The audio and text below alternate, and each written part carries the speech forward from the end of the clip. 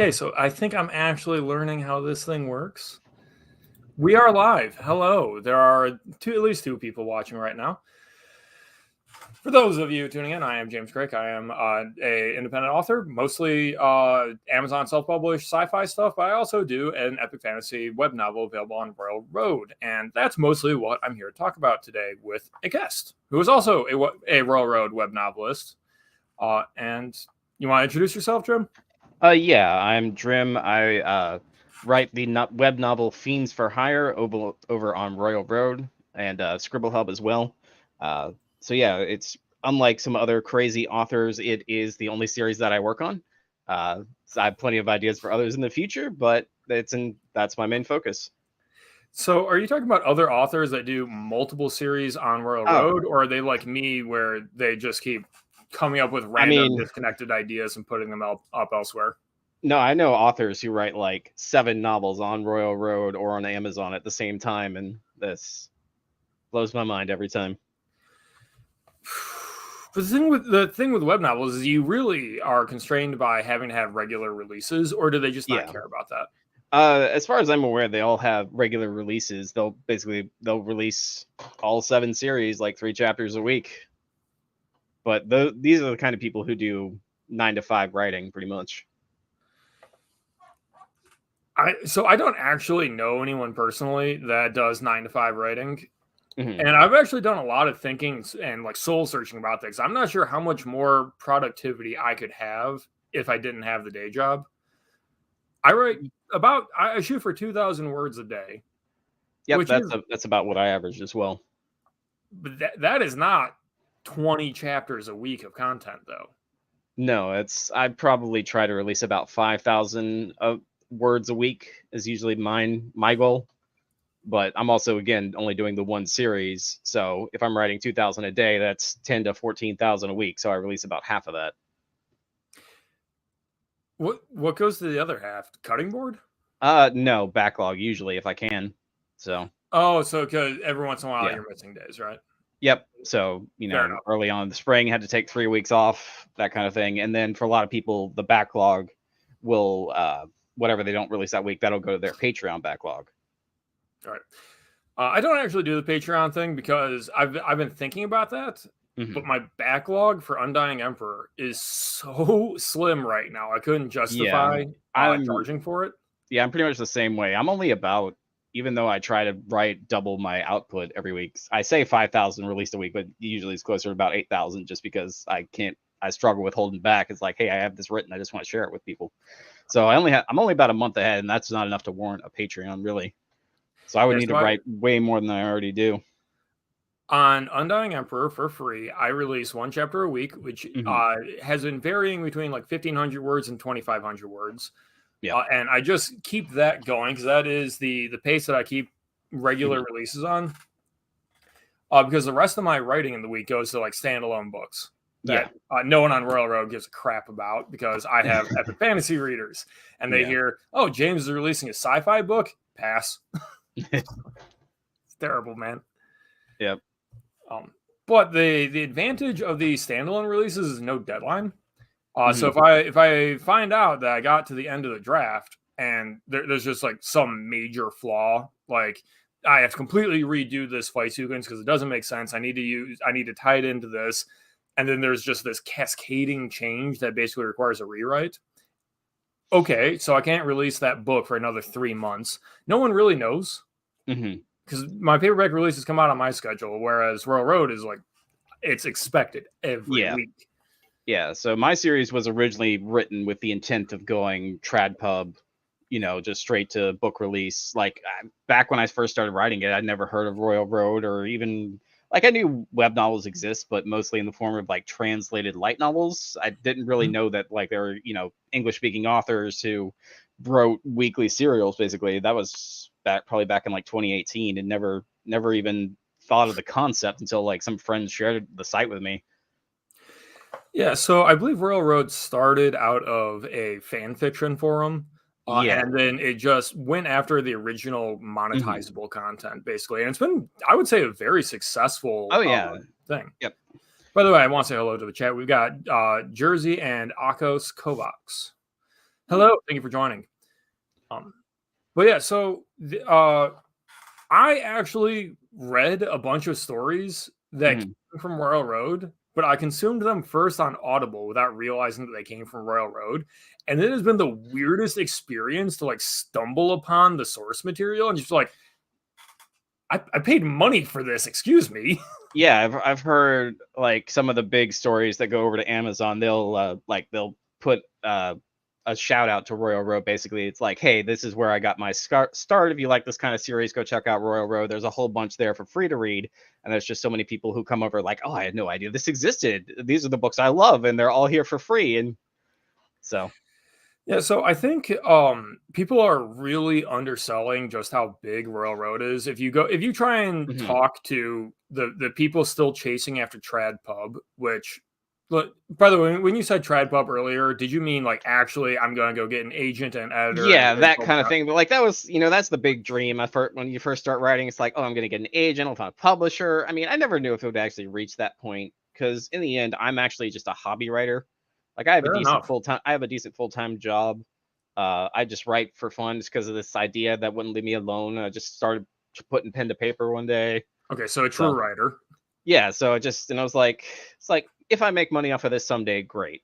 So and that's why when I found Royal Road, it was like this like I might never find a publisher. TradPub is a nightmare to get into. So it's like even though like I might net lose money on this if I ever try to really make a franchise out of it. Like I'll get immediate feedback, get to share it with people, get to see their reactions to certain things. It's like, you try to when you're writing, you like promote it to your friends and family. You might get like 5 people to read it and Friends and they'll give family you are never honest. no, That, and that's they'll the give you that some is a big feedback. You take it danger. with a grain of salt. They're like, "Oh, this was amazing. This was really good." And I'm like, "Okay, so you didn't hate it enough to stop reading. That's good enough at least." So, Trad Pub is broken Yeah. fundamentally. It seems to be more about a ritualistic humiliation than anything Hmm. resembling a business. Uh, Self Pub, Yeah. however, is poverty. Yeah. So it's kind of like I don't really know how to describe it. It's definitely just as much of a gamble uh, as TradPub, but the added advantage of hey, you posted this thing out, it doesn't make a lot of money. Yeah, your book's out there. You got some paperbacks if you go that route with Amazon with their direct to publishing thing, or you put it on Kindle Unlimited, maybe you make some money a week. But it's like once you go that route and it's out there in the world, the route for TradPub, if you wanted to explore that in the future, is basically dead because no agent or publisher is going to look at you if you've released this novel for free, really, except for indie publishers. So I think we are going to see that the strategy for TradPub, if they adapt and don't Hmm. die, is they're Yeah. going to find authors, ideally like me, Hmm. that have a variety of content that they're coming up with more things. And it's Yeah. not just like here's book 17 of the Hmm. Xenos saga or And there something. definitely are publishers who have adapted and they go to sites like Royal Road or Yes, Scribble several. Hub. Yeah, Uh, like Atheon's one, Podium, a couple others. That like they'll go look at the big hitters who's like new and upcoming releasing. And they'll be like, hey, you want a contract? And it's like so they'll snatch up some up and coming authors and like that's another good thing about Royal Road. It's like it's not you're posting it for free and hoping to get some feedback and some fan interaction, but it can lead to something better. It's certainly not the case for most people, yeah, but it's definitely like it's a way that if you're really trying to break onto the scene and don't know where to start, it's a good place. You can luck out. yeah. I think it's because people will actually give it a try. Yeah, it's like When you have to get money mhm, to get yep, your book into someone's hands, hmm, and you sound just like every other idiot on Twitter trying to do the same yeah, marketing tactics, it's really hard to get people to like trust you and give you a hmm, try. Even if you've written solid gold, they yeah, just won't give it a try like they will when it's up for free. yeah, Where like, so currently I have 4.5, let's call it, Mhm. books worth of content available for free, which is supposed Yeah. to be like a loss leader. How many volumes does Fiends for Hire at? Because we're at Yeah, they're it's quite a bit larger in yeah. story So size. I'm at 3. I just finished the 3rd volume, but they're much bigger than traditional novels. Basically, each one is twice the size as the last one. So of those 3 novels, there are 750,000 words. What I just passed. So definitely, there's 5 total planned. So it's definitely going to pass a million by the end. So it's definitely a long form series. There for people who like a lot of content. Okay, I got a writing question for you. How'd All you right. structure the total size of your story? How'd you decide like what is the full scope? If you don't mind, Like, if you can explain that without spoiling the ending or anything. so I don't know. It's just the ideas, like, they came to me. It was like, all right, it's better. I need to start over. So I know the beginning and the end of the story pretty quickly. I didn't know the overall ending to the whole series when I was writing the first volume, but it became pretty close after that. So it's like I know the beginning and the end, and then it was like, okay, here are some key points that I have to hit along the way.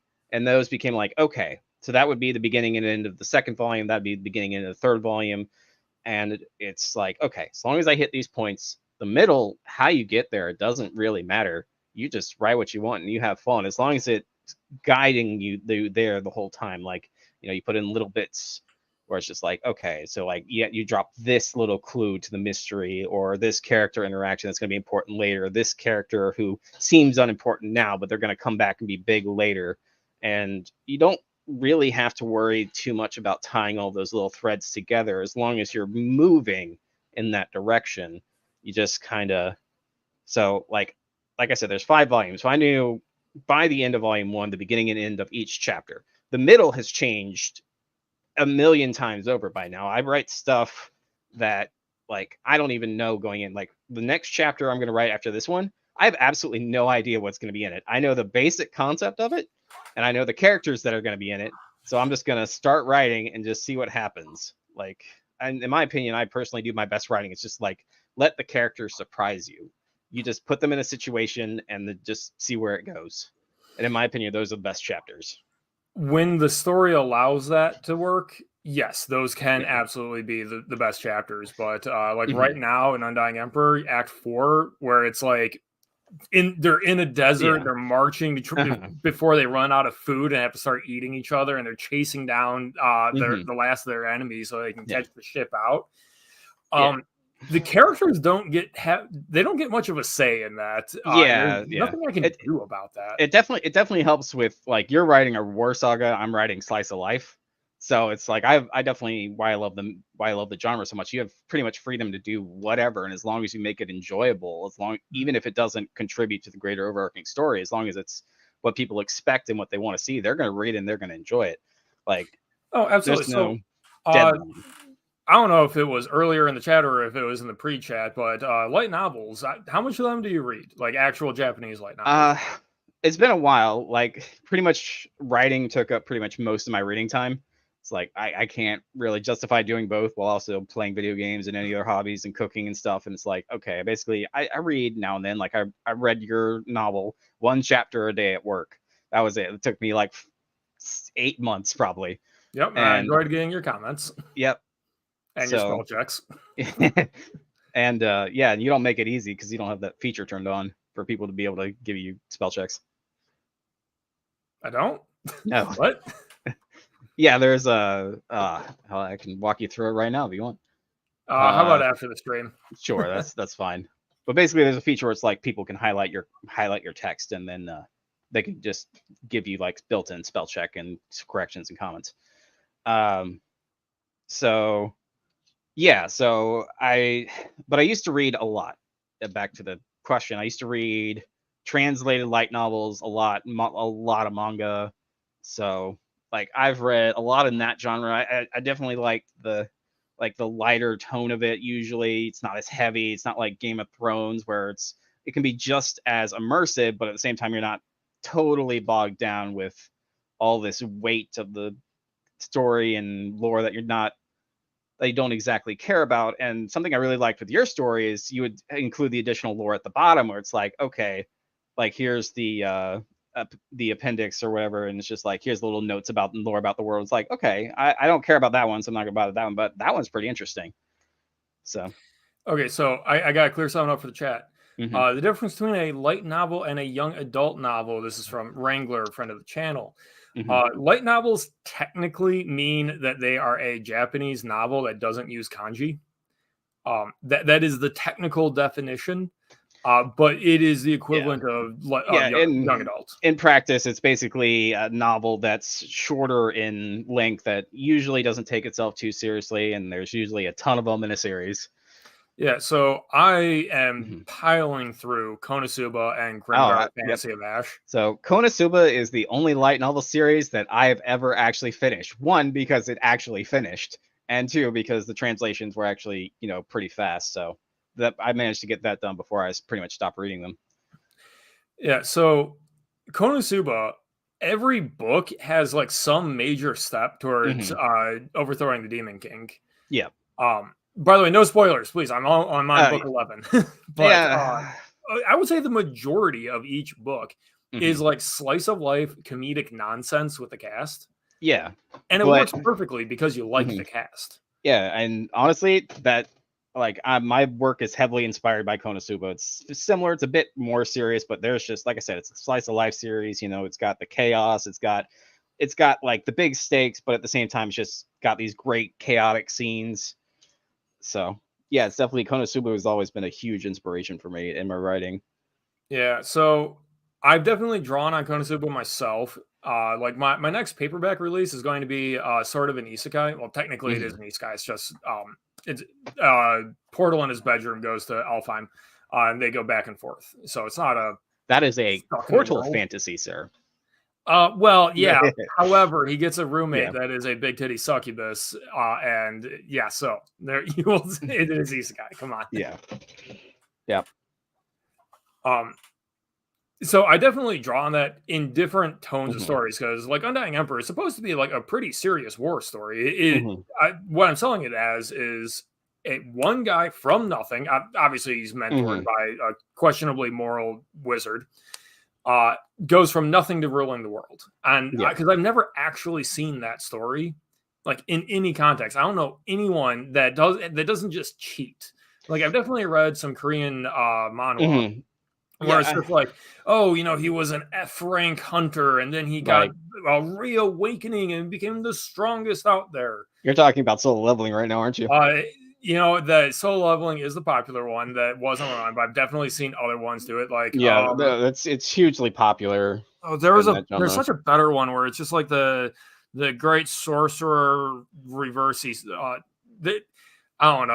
I'd have to pull it up. There's this story where a super mega overpowered sorcerer gets reincarnated on Earth during a dungeon break thing, and just like hacks into the system because he's a super sorcerer basically, and fights off like extra dimensional gods and such. And it was Uh, actually really fun, and I'm sad that it wasn't yeah, longer. it's. I feel like I know what you're talking about, but at the same time, there's also like 30 of those, so I don't know which one specifically you're talking about.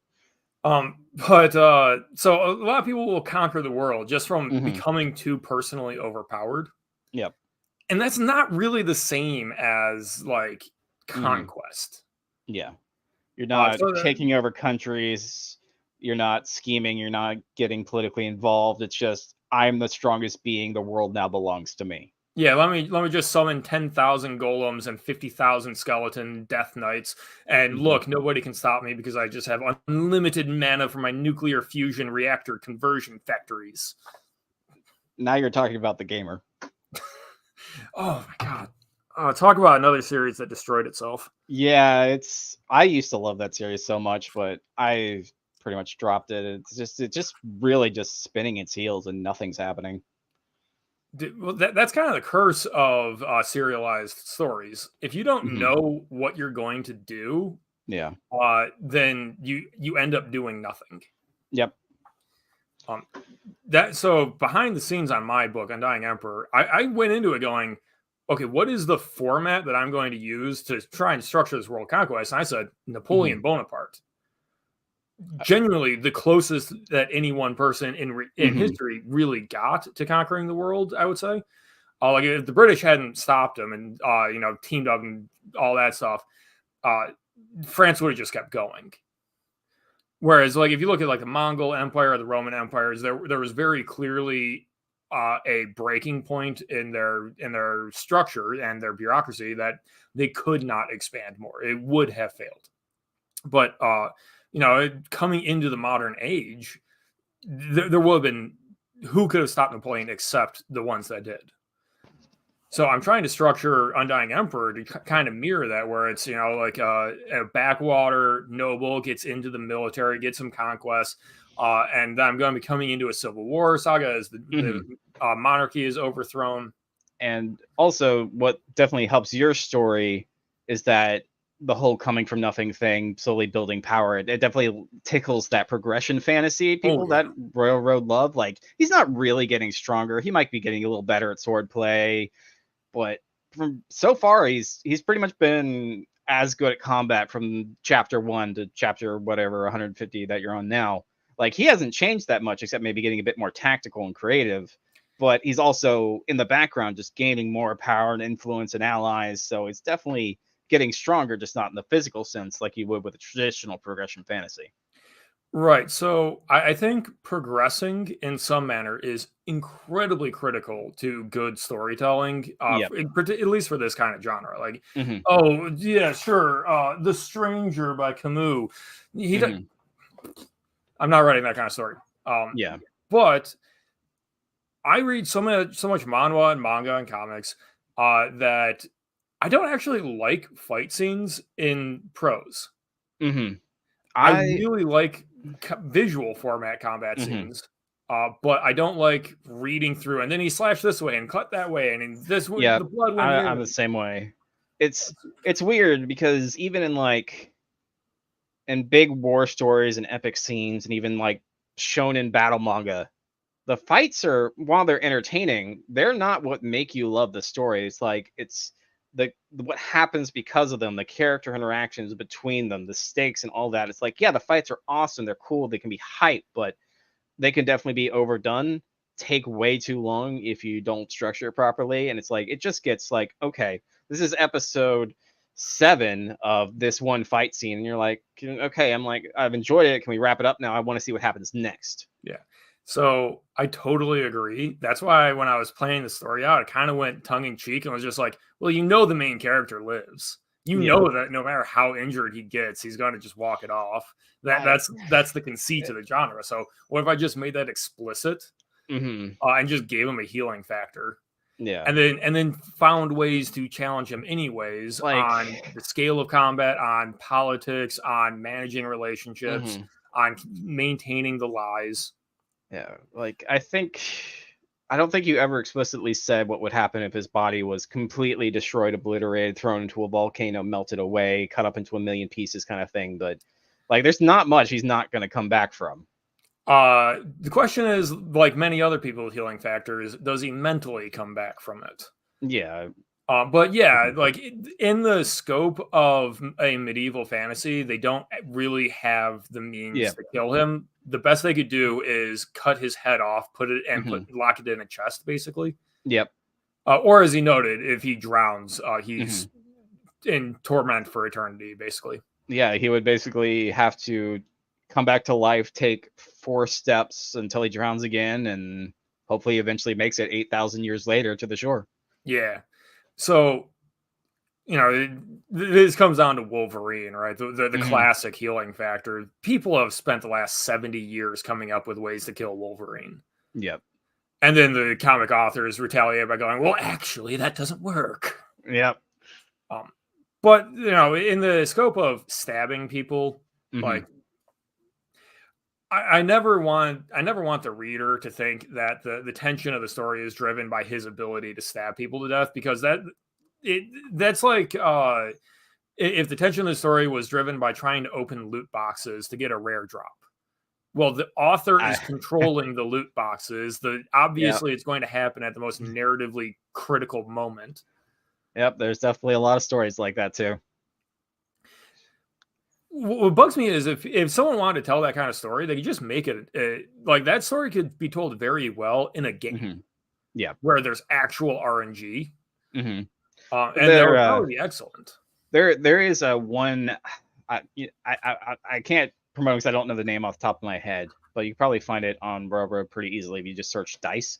It's an author, or it's a story where it's just a fantasy story, but the author actually rolls dice every time like they do something, and he just writes whatever the outcome is.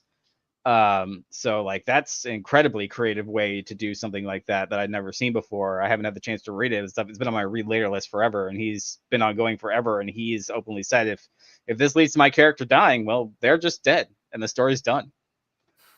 Dude, readers would be so shocked if bad events just actually killed. Yeah, it's just like oh man, that would be such. It's something you fantasize about as an author. You write 400,000 words, just building up this epic thing right before the big boss fight. Like a spire falls, crushes the hero to death, story's over. Like you just fantasize about writing that kind of thing and just how crazy people would get, but you can never really commit to it unless you're some sadist. Actually, I see some people working with ChatGPT and RNG generators to do, like, I know at least one channel that's doing a generative adventure where it will like give options that can be done, and the live chat, because it's being streamed, the live chat chooses the option, then it will roll the die, and between the choice that was made and the die result, ChatGPT spits out more of the adventure based on that.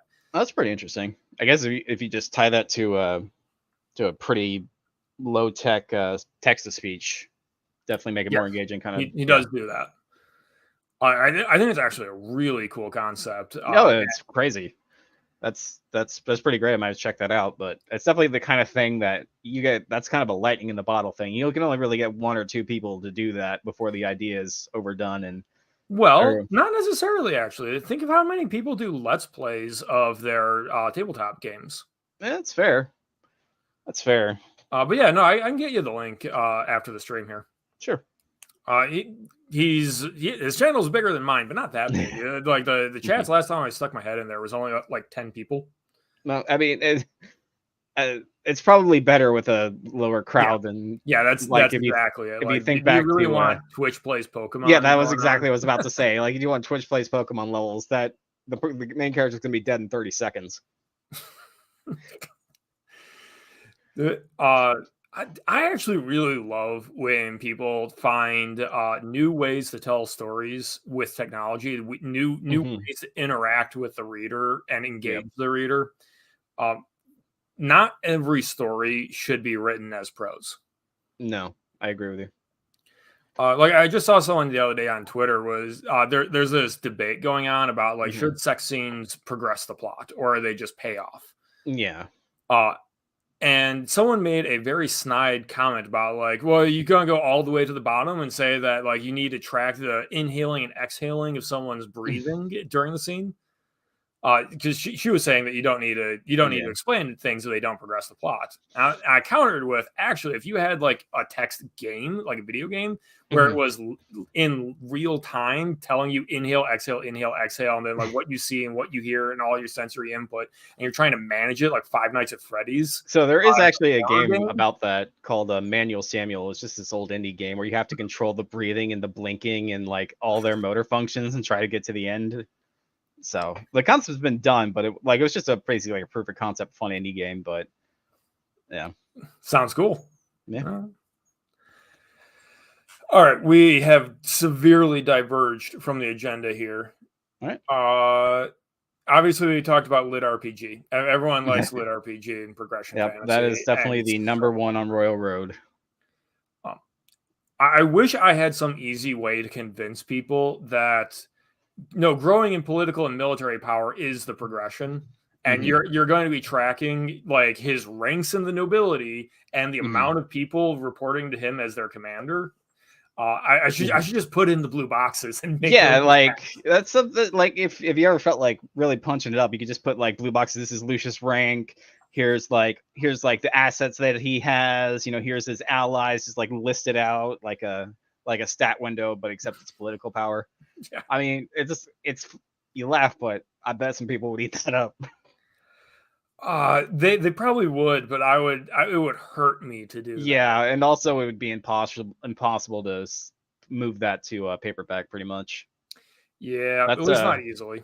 that's definitely a lot of these big lit RPG writers that I've seen. It's like, oh, it's time to go to paperback and Kindle and all that. It's like, what do I do with my blue boxes? And then they have to go through the painstaking process of converting them from tables to basic text. And it's like, I regret everything. And yeah, it's pretty funny. I don't think your series does the blue boxes, does No, it? I do not. I do have like some tables in mind, but it's just like they're since they're basically like a mercenary group, it's just kind of like a little breakdown at the end of some chapters where it's like, here's like the report that they filled out at the end of the job, the reward they were getting, what happened on it, kind of thing. So I'll have that, just like that's something I could easily convert to text. But no, I don't do lit RPG stats or anything like that. Yeah, what I actually should do is go back and get more of the world map made for Yeah, that'd be pretty Undying cool. Emperor. Because that's actually what I was thinking would be a good Hmm. thing. Like in Act One, I needed the map to Uh, explain the chase. yeah. And then I just kind of didn't need a Hmm. map to like explain a boat ride to a capital. Yeah, honestly, a potentially cool way you could do it. You could almost treat it like a video game where it's like the world is fogged, and as you talk about places or places where Lucius goes, you unfog it, and it's like here's where he's been. Here's what like Yeah, you can exactly. watch Because where he's going, all that. I've put myself on a soft commitment to never revisit the same place. Hmm. Like, okay, the capital, yes, he has to go back to that. Yeah. But like the Misty Isles, which is Act Three, Hmm. I'm never planning for him to go back there. It'll matter because it's going to turn into the Hmm. breadbasket. But he's been there. He did his part there. He has Hmm. conquered it. Now he's moving on to the sunless desert, the wastelands, the ley Yeah. mine. Might go back briefly to pick up his women and leave unless they're already being transported. Yeah, so he's gonna have to sweep through Yeah. Jordana and go into the Middle Kingdoms next. Oh, is that how you pronounce it with a J sound? I've Yeah, been I've been doing it as like Giordana I the basically entire ripped off time. Jordan. Yeah, fair enough. How'd you think it was pronounced? Giordana the entire time. Like, It's fine. yeah. Um, but yeah, so like the idea is that every region I'm going to touch on once, and then by the end of the Mhm. series, and however many years, I will have explored like a full fantasy world, Yeah. like in depth. That's what I'm trying to do. Hmm. And like that's the kind of thing where I can then say, well, here's a tabletop role playing setting here because I've already built all the details of the last few years for the story. I think that's a cool way to mark progress, right? Because if you see the scope of the world and you start seeing that, like, Yep. okay, this has been conquered, Hmm. what's left? Yeah, Oh, it's like, the there's trolls now. yeah, it's like, oh, there's still 90% of this map left. He's just gonna have to have an arc of Lucius just walking around planting flags in the middle of nowhere, like, this is mine now. Hey, so we have a lot of time left in this plan, so I got a question for you. How do you feel about magic? Because your chapter one, Chad, just to fess up to this, this conversation is a bit one sided because Drim has read Undying Emperor, and I've sampled Drim's Fiends for Hire. Your chapter one does not seem to have a strict, like it's not a lit RPG mana point system per se. No, it's mine isn't. It's definitely not traditional magic. It's more classic superpowers, but it's also, I try to be different. Basically, a rule I set for myself whenever I'm writing a power, it has to be different from anything I've seen. Like it can be close, but it has to have a twist or something. Just it's like I've never seen it done this way before.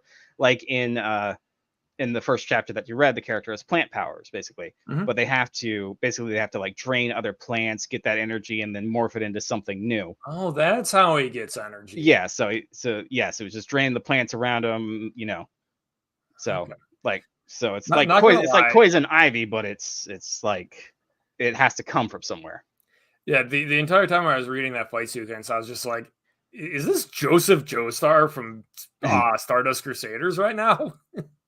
Yeah, it's definitely and purposefully not really explained in that chapter. It's just like, Understandable. yeah.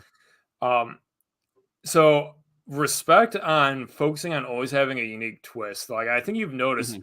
a lot of people that are more like background characters have like really generic powers in Undying Hmm. Emperor. And I try to do that intentionally because Hmm. I can't use up all my good ideas. I'm like, oh yeah, this is Yeah. the coxswain of the ship. Hmm. That's just like, Yeah, I mean, and I definitely thought there were some pretty creative ones, like in the monastery chapter, like the dowsing power. That's pretty interesting, and that could be used in a lot of creative ways. I don't think he was really best put to his use as a monastery head, but it's like, hey, put him on a ship or something, and so you did connect what yeah, happened from 3.5 to Act 4, right? yeah, maybe not specifically. I'd have to know more about what you're talking about specifically. So Act 3.5 of the monastery Hmm.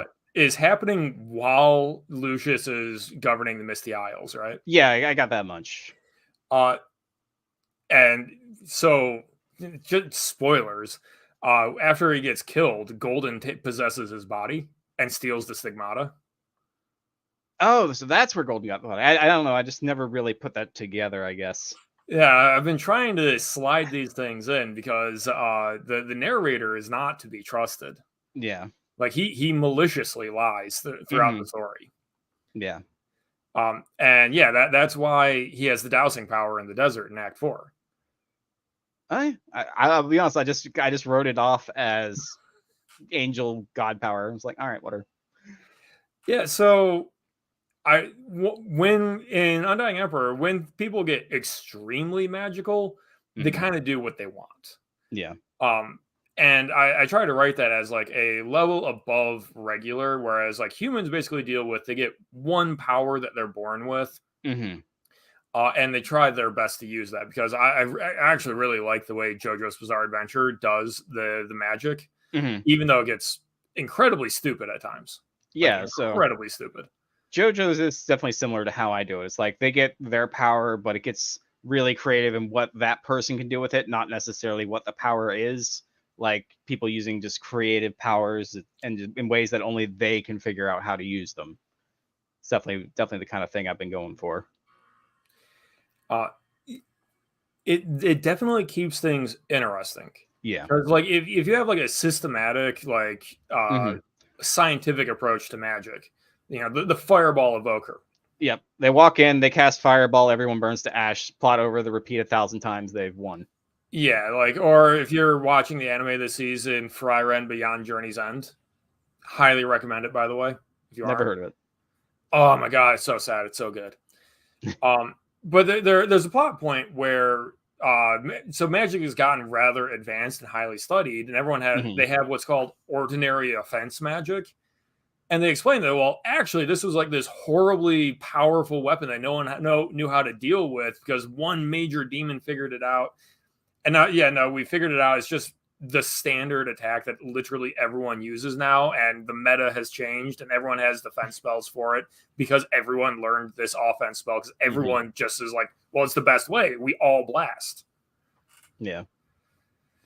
Um, And there's definitely some series like that. It's where like, oh, I only have the starter spell, but I put all my points into it, so it's the strongest, or stuff like that. dude, what started the cheat skill thing? You Oh, know, I don't know. A lot of lit RPG and stuff like that, and hell, isekai even as a genre really came from SAO, Sword Art Online. It was definitely like the big thing that was like, hey, this is a series that people are not really a series. The writing of Sword Art Online isn't great. It's really not. no, But the idea of it, like the concept, people are transported to another world. They're stuck here. They have to figure out these powers and systems, and that's where the real birth of the isekai as a wave started. but Even Sword though Art there's Online was like a decade after Dot Hack did yeah, that, which yeah, was but like like 5 years after Digimon did that. yeah, yeah, people like you still go back and if you tell like Digimon fans, hey, Digimon was an isekai, they're like, what? Wait, what it was? And they think about it for a minute and they're like, it was like before it was even a word and like this core root concept. But everyone just oh, it's Sword Art Online though. Sword Art Online Yep. popularized it. And I It's like mean, it is definitely like if you take the inspiration of like what the authors who came right after, like they'll point to Sword Art Online, like, yeah, this is the inspiration. I just like I can do it better. And there's that's what spawned the wave of that's definitely how a lot of authors get their start. They'll read something or watch something, they'll be like, I can do that better. A lot of times they can't. Most of the time they can't, but they'll try, damn it. Yeah. Honestly, I think that's I think you have to have that opinion to have the confidence to actually put your story out there. Yeah. You have to have that like free market benchmark of this story is out there. What is the closest story? This story was released. It has thousands of reviews and came out to a 4-star rating or something. I don't know Will Jordan's rating off the top of my head. But I'm reading this and it's boring. I can do better than this. Therefore, I can have the confidence to put my work out there. Yeah. And then you get ignored and your confidence breaks and, the cycle continues. Yep.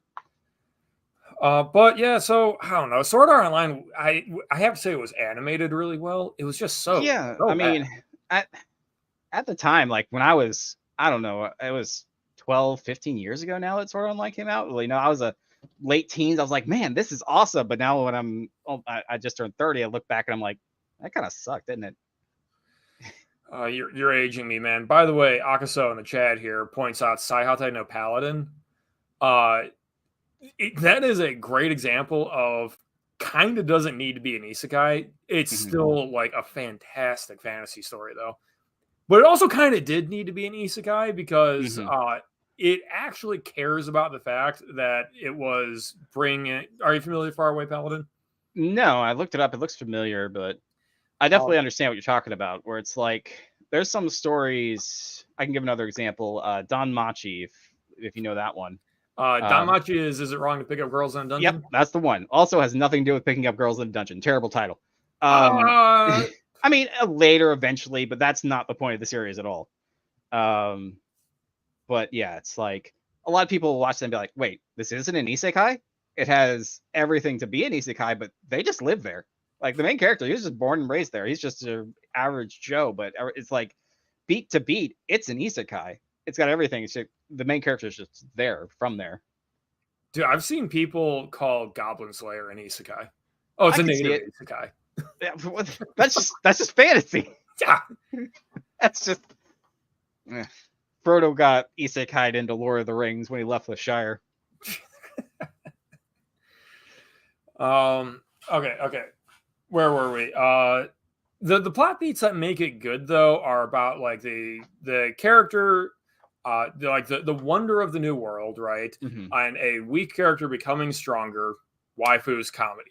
If you can do those 4 things, are very easy to do by isekai'ing someone in with a cheat skill. Yeah, but it's not necessary at all. No, it's very introductory. It's like, hey, like this is where I need to get to, but I don't want to do all the pre-work. It's like, just take fish out of water, just put them in this already existing scenario. All the background's done. You don't need to know about the world or the history. That can be covered in chapter 1. It's like, okay, cool. You're basically just jumping ahead to chapter 20 of another story, and then the main character is also already stupid and overpowered. So there is a kind of problem with modern fantasy. I haven't quite put my finger on it, but if you want to write a fantasy story, there is a tendency to overconnect things and have too many people have influence at once. Because like you start having to ask questions like, okay, so where is he? What kingdom is he? Is this a powerful kingdom, a weak kingdom? What kind of factions are there? What's the mercantile situation? What's the law situation? What's the monster situation? What's the magic like? What's this and that and this and that? And those are all things that are just taken for granted if you grew up there. Yep. And getting brought in as a fish out of water is just an excuse for letting the character behave in a way where he's just clearly ignorant of certain things, and then he gets to learn with the reader. It's definitely a way to shoehorn exposition. It's like, oh, you idiot, you don't know about basic concept? Well, let me just forget that you're this weird and move on.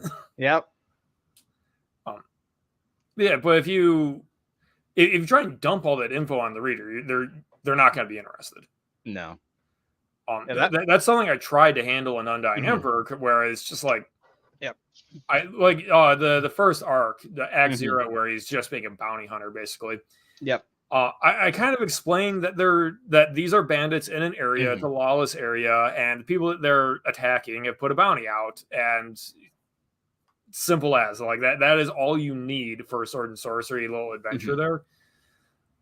But bringing in the divine elements, the magic system, the stigmata, the tone of sword fighting that I'm approaching sets up the next act is what I try to do. So by putting him in the middle of nowhere with a very specific goal, I don't have to address the fact that there's like night orders and gods and angels running around and a bunch of stuff like that, because it doesn't matter. Yeah. So that was something very early on. I don't know if I said it yet, but like Fiends for Hire it's my first attempt at writing anything ever. So when you had a lot of success for your first story, man. Yeah, I mean, I'm really happy with it. Like, I'm definitely not the hugest author out there, but there's a lot of people reading and enjoying it, so it's great. But the story, it's definitely not the greatest in the beginning. I'll admit that. And when I first posted it in RR, and one of the things that why I really recommend posting to Royalroad is that early feedback. So a lot of readers are silent. You're not going to get a ton of comments right off the bat. But then there's this thing on the forums. You can just go. You can ask for a review swap, which a lot of review swaps are kind of like controversial, I guess. Anymore. No, and I wouldn't, for my next story, I wouldn't do a review swap. But since this was my first time writing anything ever, I was like, okay, let's do it. Let's get some genuine feedback. There's a mixed bag of people doing review swaps. There's people who just like, I want the 5-star, shut up, give me my rating, move on. Read it if you like it. You can post some feedback, but I'm not really looking for feedback. Just give me my 5-star and move on. But then I think I did 5 review swaps total, like when I very first starting out. And it some of the best feedback I got was like, hey, your chapter 2, the first half of it, it's just an info dump. It's not boring, but it's just exposition. Nothing really happens. And I was like, okay. And then I went back, I rewrote the entire first half of chapter 2, changed the perspective and everything, and read back. It's like, yeah, this is really much better. But when I was just reading it by myself and didn't really have a feedback path, I was like, okay, yeah, this is, it's pretty good. It explains everything. It's not too long, too boring. And it wasn't, but it's like, it's definitely too expositional. There's a better way to do this. So I rewrote it, resent to that guy, and he was like, yeah, this is 100% an improvement. Hello?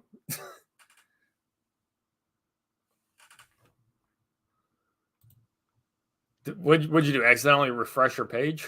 I hit the enter button. I don't know why the hell that refreshed my page. But anyways, I got that early feedback that I wouldn't have gotten if I'd never posted the story or anything like that. So yeah, it was just like, this was really helpful. I wouldn't do a review swap again because I've definitely improved my writing since, but that early feedback was invaluable and it's made the story better. And otherwise, people would have just stopped at chapter 2 and I never really would have understood why. And it wasn't bad, but it definitely made it better because I was able to get that feedback because I posted on the site. And if I tried to, if I posted it straight to Amazon as like a self pub, and it's like, yeah, okay, you'd get nothing. I get a couple people, and then I get like a 2-star review, be like, hey, this is really boring in the beginning, and I'm like, okay, but how can I fix it? So when you're really starting out, I can't, especially it might take a couple, because like I said, there are people who are just out for full gain. They don't care about your story when they're doing a review swap, but there are people who will give you genuine feedback and actually get another author's eyes in front of it, and they can really help you out. So I definitely don't recommend it for forever. There are people who try to game the system. They'll do 100 review swaps, just get 100 5-star ratings. And usually, even despite that, their stories don't become the biggest. But, they try. We might have one of those authors in the chat right now who acknowledges it's just for the algorithm. Yep. Hello, Yep. So I do, in your first story, maybe your second if you're not fully confident yet, do a couple review swaps. Don't do more than a handful though, because some people will go and be like, oh, this person has 30 review swaps, I'm not going to read their story. So I got a question for you. As I mentioned, I don't really actually read many web novels on Royalroad. I read, but I read paperback because I hate screens, actually, surprisingly. Do I have less comments than normal? I'm not sure because you'll get a bunch in the beginning. Like I think my first chapter has like 50 comments, and then the trickle away and away and away and away. Probably now I probably get on a new chapter within the first week. I'll probably get 2 to 5 comments later. So it's not terrible. It's not, but yeah. So like I said, you'll get mostly science readers, and part of that is because of how Royalroad is structured. Where most of your readers, like 80 to 90% of your readers, are going to be guest accounts. So that means they can't even comment to begin with. It's like, oh, I want to leave this comment or feedback, but it's like, I'm not going to bother making an account just to do that. Dude, I before starting the stream, I checked my numbers against yours, and you have almost approximately 1,000 followers, right? Yep. I'm at 477. So I have half as many followers as you, but I actually have more average views per chapter than you. Yep. I also have a ton more chapters. So yeah. True. Yep. I get a one thank you for the chapter on my chapters typically from that Sir Crux guy, and then like yours. And aside from you two regular commenters, silence. Yep. So hopefully that will change when the app comes out a little bit. I don't know.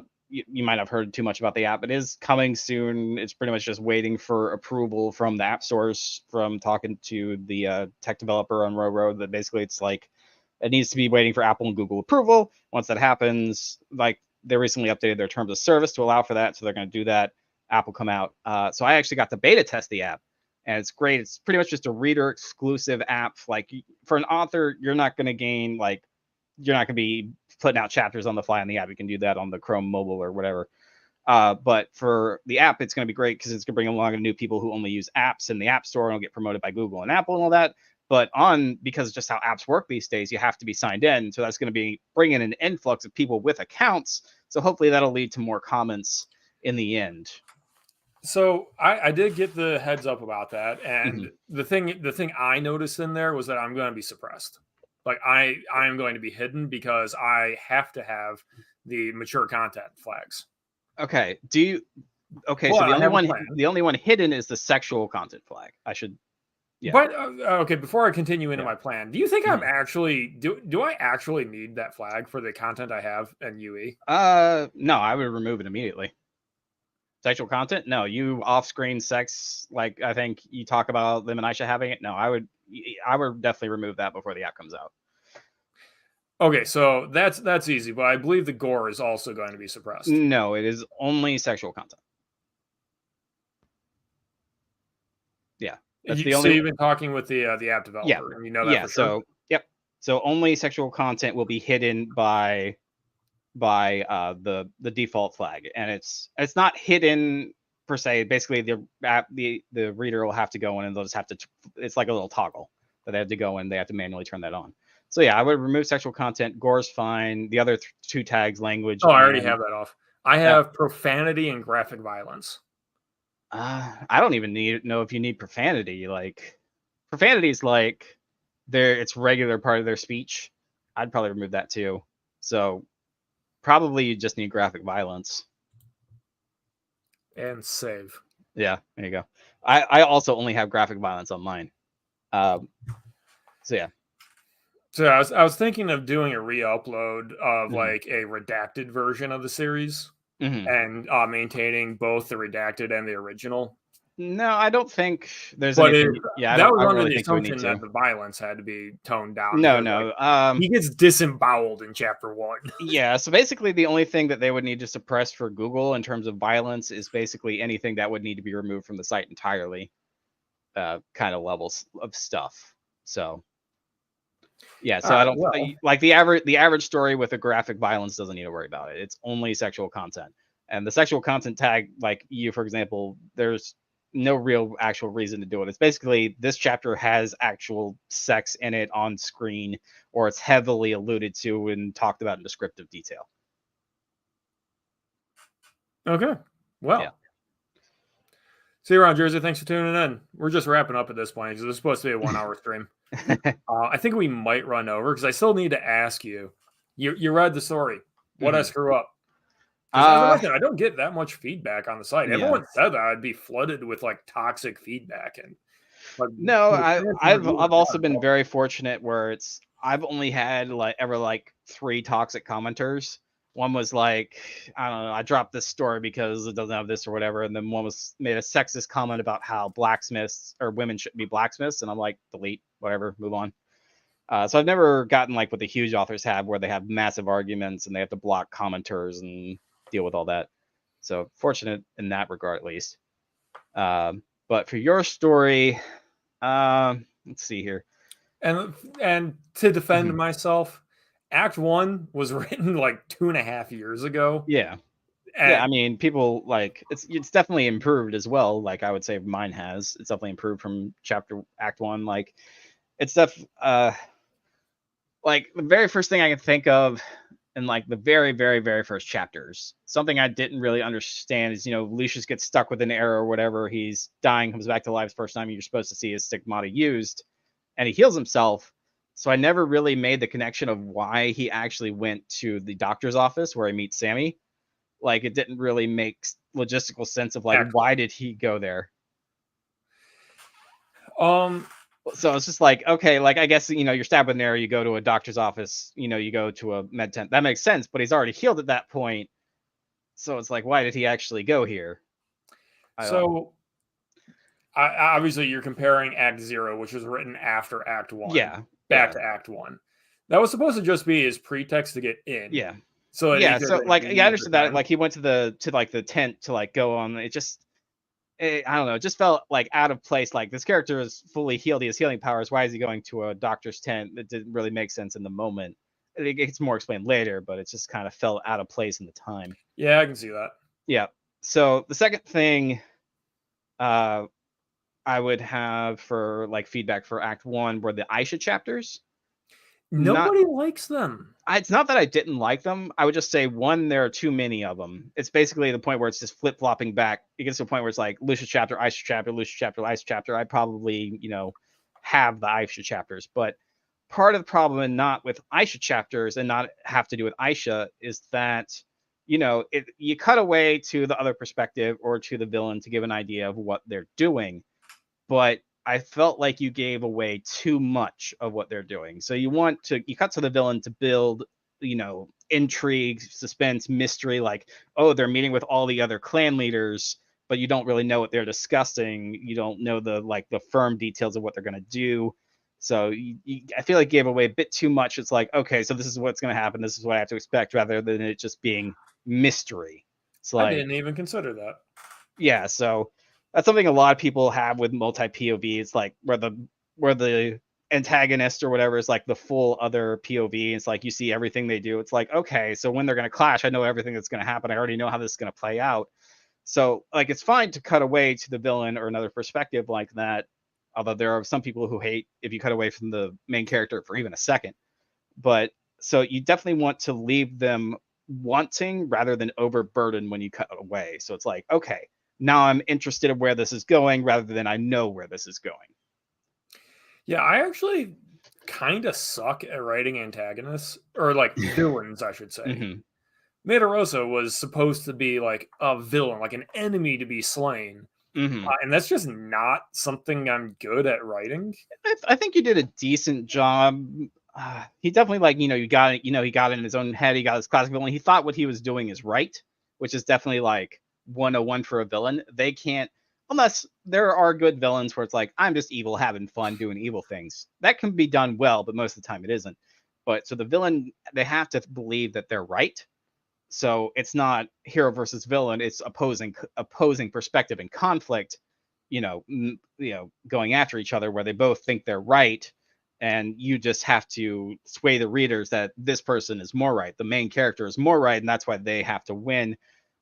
So basically, yeah. So So, what I'm trying to do mhm, at a grander, more effective scale is set up a direct rival to Lucius. mhm. And before I say who it is, because you should know who it is at If this it's point, gonna be if it's gonna be the prince, I'm gonna tell you you're not doing a great job so far. no, no. Okay, Spoiler: the prince is getting murdered in the Civil War good. arc. Most people are going to get killed off. I have too many named characters right now. It's time to. But no, there's someone else that has all these skills to contest Lucius for the world right now. Mm-hmm. I mean, I know who you're getting Who? at. Who do you think? You already told me that Amarabi is supposed to be like the main villain. Oh, not No, even not that him. level. Okay. There's someone else on the world conquest level. Trying to think. Yeah. I mean, Aisha maybe, but no. Honestly, I can't really think of anyone else who has, or at least has gotten that much focus to warrant it at this Because point. I intentionally didn't put them in focus because they were just an element causing problems that never allowed for a confrontation to happen. Mm-hmm. Because the grand rival of the series, for at least a good chunk of it as planned, is supposed to be the Cyclops. Oh yeah, I'll be honest, kind of forgot about him. Well, it's been a long time in the desert. Yeah, I can see that. That's definitely something you could do more. It's like, don't forget about this character. Maybe make mention of him. People are like, they'll just casually name drop it. They've heard the folklore, the tales. Yeah, I You have to get want to. Lucius back to civilization. Yeah, it's just like. For the record, it's only a few chapters away at this point. Yeah, I did. Now that you mention it and thinking back, it's like, yeah, you were definitely setting them up to something bigger, and it just kind of tapered off. That conflict is going to take several novels to play out. Yeah, that's a plan, anyways. Yeah. So, good afternoon, Kishin Joe. Yeah, he's talking about Neuromancer. He's supposed to read that, and we're going to have a debate about cyberpunk and the fact that it's basically a one-hit wonder genre. Mm-hmm. We can talk about that some other time if you're interested, because like I do call myself the cyberpunk guy. I do write cyberpunk. I mean, I'm trying to fix the genre basically, because in 2023, it's weird. Like, I enjoy the concept more than I enjoy the stories. Usually, like, yeah, the world is usually more interesting than what they do with it. A lot of cyberpunk stories fall into like spy thriller tropes, which are just not everyone's cup of tea, right? Yeah, I can definitely see that. They also fall into transhumanism is a big thing, and you know the nature of consciousness versus AI and stuff. And we kind of, I don't know about you, but I think those are just played out questions that we are literally in reality seeing answers to. Yeah, I don't want to think about that in a book, man. I'm tired of dealing with it in real life. Yeah, so I'm trying to approach it other ways. What really got me going about it was the Cyberpunk Edge Runners anime, because I hate the final episode so much. I hate the entire second half, really. I mean, understand. I view it as if everything would have been fine if you had changed when he got in the suit. Yeah. Because if he had said, no, something's wrong, there is no circumstance where Lucy would tell me to get in this machine. That can't be Lucy. I need to find a way to save her without using this. And he had basically bargained the machine off to Miltech to get a chance to go at Arasaka's throat.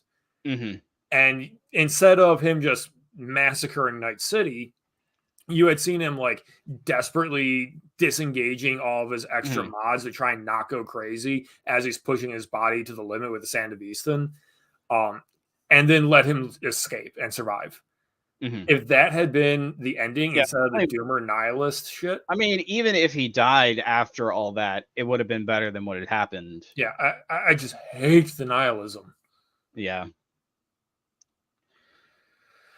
But yeah, so as I tell people, this originally started as a dystopia, but it's just actually, in my attempt to make it function, it's actually just a better place to live than reality in a lot of ways. Yeah, it's pretty rare that you see a cyberpunk story where it's not an actual dystopia, like 95% at least. It's like, there are this definitely is shiny problems on the surface, but in chapter 2 you realize it's not. Yeah. All right, so we are over time. Let me check. We have definitely had off topic. We've talked about combat. Oh, I did mean to ask. Were you inspired by the Black Swordsman arc of Berserk? No. Really? No, I'm Your actually not chapter a one big. had serious Black Swordsman art It's vibes. actually more inspired by The Witcher than Okay, anything else fair enough. for that chapter Okay, one. I see that. I see Yeah, for that chapter one, it's definitely like character goes around. Basically, they're just kind of drifting through life, just killing monsters, taking their money, and moving on.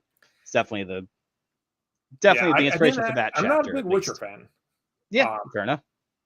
I so to let you know, I saw that everyone liked The Witcher 3, and I said, well, Yeah. how about I start with Witcher 1 so I can get that for $5. Mm, And Witcher 1 as a game is just terrible. yeah, so they're actually remaking that entirely from the ground up. So hopefully they can redo it better because the combat in Witcher 1, I played like 3 hours of it and I couldn't do anymore. Oh my god. I thought I was a big gamer boy at the time, and I went on hard difficulty, and I got to the gargoyle fight, I don't think and I I even made it that far. realized how they did difficult combat. And I realized I had logged like 4 hours of walking through town to get to Hmm. the first hard fight. And I was just like, no, Yeah. uninstall. Yeah, and I do think Witcher 3 is a very good game that's worth playing. It might be a little dated at this point. It's almost like nine, Yeah, ten it's years like old. It's over a decade 20, old. 2015, I think is when it came out. So I mean, it's still be good and go back to, but it took me 3 tries to get through that game. It's a long game, and there's a lot of bloat. I've Like, never played it though, so yeah, that I mean, I would, cultural linchpin of why everyone likes the Witcher series, I just never mhm. actually played the game because Yeah, I mean, I got filtered by Witcher 1. yeah, I would definitely recommend it. You don't need to play Witchers 1 and 2 to get it. But it's definitely a long commitment, and you really have to be ready to like dig in deep and immerse yourself in that world. Because if you're just treating like any other video game, you're gonna go there, kill the bad guy. You're not gonna have a good time. It's Good to know, definitely yeah. a full journey, like a full book novel journey told through a single game. So yeah. All right. Well, I think we're in the wrap up phase. You want to take a moment to advertise your stuff for anyone that stuck Sure. around? Pretty much how I'm advertising Fiends for Hire right now, and like shout outs and just like a quick 1 sentence thing is right now it is over 2,500 pages of comfy violence and chaotic slice of life. I like it. So yep. So that sounds like if you want a long story where a lot happens and it's just kind of fun and chaotic and there's interesting powers and stuff, check it out. And of course, the link is in the description to both Drim's web novel and mine if the conversation about Undying Emperor sparked your interest. So, and with that, I think we can wrap things up. Thanks for coming on. All right, thanks for having me. Cheers, chat. By the way, press the like button, share, tell people about this, subscribe. I'm almost at 300 subs. Peace.